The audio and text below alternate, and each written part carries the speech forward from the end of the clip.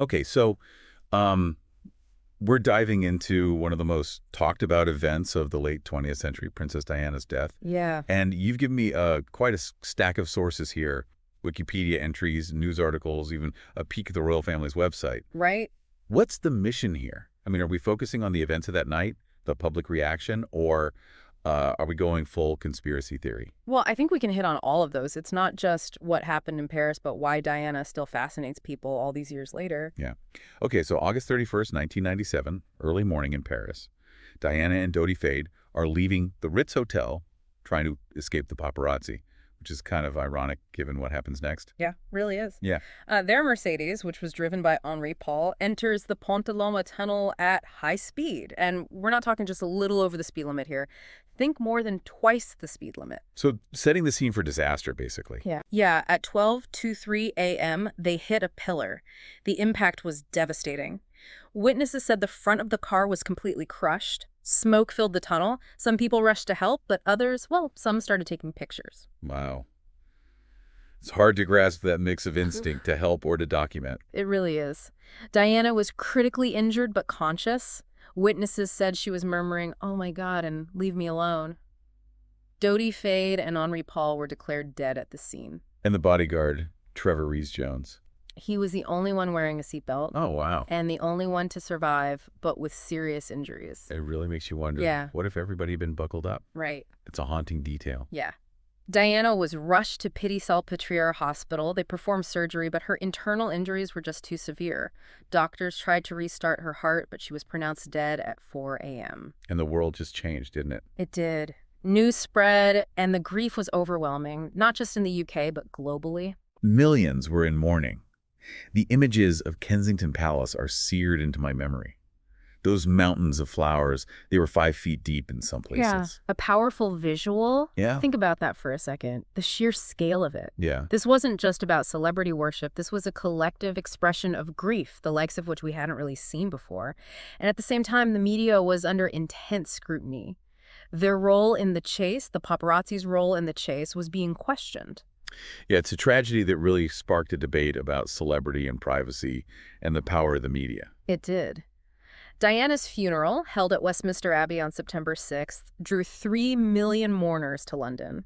Millions more, an estimated 2.5 billion, watched on television. Elton John's performance of Candle in the Wind in 1997 became synonymous with that day. And Earl Spencer's eulogy. Yeah, he didn't hold back, criticizing the press, and, many people felt like he was indirectly targeting the royal family. His words sparked a debate that's still going on today.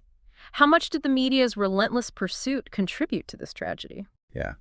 And the royal family themselves, they faced a lot of criticism for their initial response. They did. Didn't they? Yeah. The Queen and Prince Charles were seen as reserved, almost cold.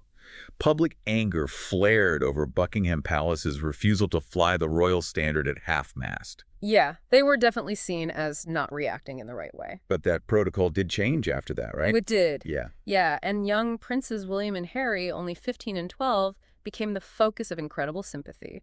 You can imagine the protective instinct that people felt toward them. Absolutely. It's impossible not to feel for them. Yeah. Now, as for the investigations, the French investigation concluded that Henri Paul was intoxicated and was solely responsible. So a tragic accident, fueled by reckless driving. Well, that's what the initial findings suggested, but of course, with a figure like Diana, things are rarely that straightforward. Right. Operation Paget, a British inquiry, examined all sorts of conspiracy theories surrounding her death.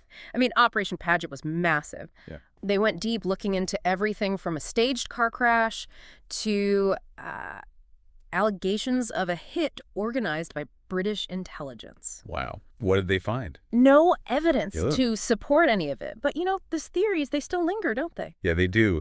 It's hard for some people to accept that someone like Diana could be taken from us by just a simple accident. Right. It's like people need there to be a bigger reason, a more complex narrative. Yeah. And the 2008 inquest, while it ultimately ruled Diana's death an unlawful killing, it did place the blame on the paparazzi and Paul's negligence. Okay. That inquest didn't exactly put those conspiracy theories to bed either. So it seems like the mystery surrounding Diana's death is as much a part of her story as her life itself. I think you're right. It's a story that keeps evolving, keeps being reinterpreted. Okay, so we've covered the events, the investigations, the enduring conspiracy theories, but let's talk about Diana herself. Yeah.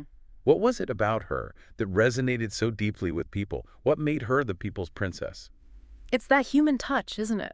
Diana connected with people in a way that few public figures ever have. She was glamorous, yes, but she was also vulnerable. She showed her emotions. She spoke openly about her struggles. She challenged those stiff upper lip expectations that people had of the royal family. Precisely. And her compassion, her empathy, it was genuine. It wasn't just for show. Think about her work with HIV/AIDS patients at a time when there was so much fear and misinformation surrounding the disease. Exactly. She hugged AIDS patients, she visited hospices, she challenged the stigma surrounding the disease. I mean, those actions spoke volumes. Yeah, and her walk through that minefield in Angola is such a powerful image. It really is. Yeah. She was using her platform to bring attention to issues that were often overlooked. She wasn't afraid to put herself in uncomfortable situations to shine a light on those who were suffering. It's like she understood the power of her position and wasn't afraid to use it for good. And people saw that they felt it. She wasn't just a distant figurehead, she was someone who genuinely cared. I remember watching her funeral on television. I was just a kid, but even I could sense the magnitude of the loss. It was a global moment of mourning. And I think it speaks to the impact that Diana had, not just on her own country, but on the world. Okay, so we've talked about Diana's compassion, her willingness to challenge the status quo, Yeah. but there's another aspect of her story that we haven't touched on yet, her relationship with the media. Oh, it's complex, to say the least. Yeah. It was a double-edged sword. On the one hand, she was incredibly savvy about using the media to her advantage. She knew how to use those cameras to draw attention to the causes that she cared about. Exactly. But on the other hand, she was constantly hounded by the paparazzi. They were relentless, invasive, and ultimately their pursuit played a role in her death. That chase through the tunnel, it's a chilling reminder of the dark side of fame. It really is, and it sparked a huge debate about the ethics of paparazzi culture, about the limits of press freedom. There are calls for reform for greater respect for privacy. But that conversation is still ongoing, isn't it? Especially in the age of social media where the lines between public and private life are more blurred than ever. It makes you wonder how Diana would have navigated that landscape. It's an interesting thought, isn't it? She was so skilled at using traditional media to her advantage. Would she have embraced social media? Would she have used it to connect with people on an even deeper level? Or would she have been overwhelmed by the constant scrutiny, the lack of privacy? It's impossible to know for sure, but it's a question that I think speaks to the enduring fascination with her story. She was a woman of her time, but her story continues to resonate with us today in a world that's vastly different, but still grapples with many of the same issues. Okay, so we've talked about Diana's relationship with the media, her compassion, her impact on the world. But there's one more element of her story that we need to address: the conspiracy theories. Those theories are like a shadow that follows her story, aren't they? No matter how much evidence is presented to the contrary, they just refuse to fade away. Why do you think that is? Why do these theories persist, even in the face of official investigations that have debunked them? I think it's the need for an explanation for something more than just a random tragic accident. Diana's death was so sudden, so shocking, that it's hard for some people to accept that it was simply a case of being in the wrong place at the wrong time. It's like people need there to be a grand conspiracy, a villain to blame. Exactly. And the theories themselves often tap into our deepest fears and anxieties, fears about government cover-ups, about powerful forces working in the shadows. So let's delve into some of these theories. What are some of the most common ones that you came across in the sources? Well, one of the most persistent is that Diana's death was orchestrated by the British royal family. The theory goes that they saw her as a threat, either because of her relationship with Dodi Fayed or because she was planning to speak out against them. There's no evidence to support that, though, is there? None whatsoever. The official investigations found no evidence of any involvement by the royal family. But that doesn't stop people from believing it. It's a powerful narrative, isn't it? The idea of a princess silenced by the very institution she was a part of. It's a story that plays into our fascination with power, secrecy, and betrayal. What are some of the other theories? Another common one is that Diana was pregnant with Dodi Fayed's child at the time of her death, and that this was a motive for her assassination. That theory plays into those societal anxieties about a woman's role, about scandal and illegitimacy. Exactly. And it feeds into those suspicions about the royal family, their desire to protect their image and their legacy. Again, though, there's no evidence to support the pregnancy claim. The post-mortem examination found no evidence that Diana was pregnant, but the theory persists, often fueled by claims of suppressed evidence and medical cover-ups. It's interesting how these theories often rely on a lack of evidence as proof of their validity. It's a classic conspiracy theory tactic. The absence of evidence becomes evidence itself. It feeds into that sense of distrust, that feeling that we're not being told the whole story. Okay, so we've got the royal family theory, the pregnancy theory. What else? There's also the theory that Diana's death was planned by British intelligence agencies. That one taps into those Cold War anxieties about espionage and government overreach. Exactly. This theory often claims that MI6, the British intelligence service, was ordered to assassinate Diana because she was becoming too politically active, particularly in her campaign against landmines. So she was seen as a liability, a threat to national security. That's the gist of it. This theory often points to alleged inconsistencies in the official accounts of the crash and claims of suppressed evidence. But again, there's no credible evidence to support it. It seems like these theories, despite their lack of factual basis, continue to hold a certain allure. They do. And I think it's important to understand why. It's not just about a morbid fascination with conspiracy theories. It's about the need to make sense of a senseless tragedy. It's about finding an explanation, a reason, even if it's a dark and sinister one, for why someone so beloved was taken from us so soon. Exactly. And in a way, it speaks to the enduring power of Diana's story. She continues to captivate us, to spark debate, and to make us question the world around us. Even in death, she remains a figure of mystery, of intrigue, of endless fascination. You know, as we've been going through all this stuff about Diana, I keep thinking about the impact of her death. It wasn't just people being sad. It feels like the whole world changed how we view celebrities and the media. Yeah, I think you're right. Before Diana, there was a sense of, I don't know, maybe not decorum, but a line that the press wouldn't cross. Her experience, especially those last couple of years, was like she was constantly being chased. An invasion.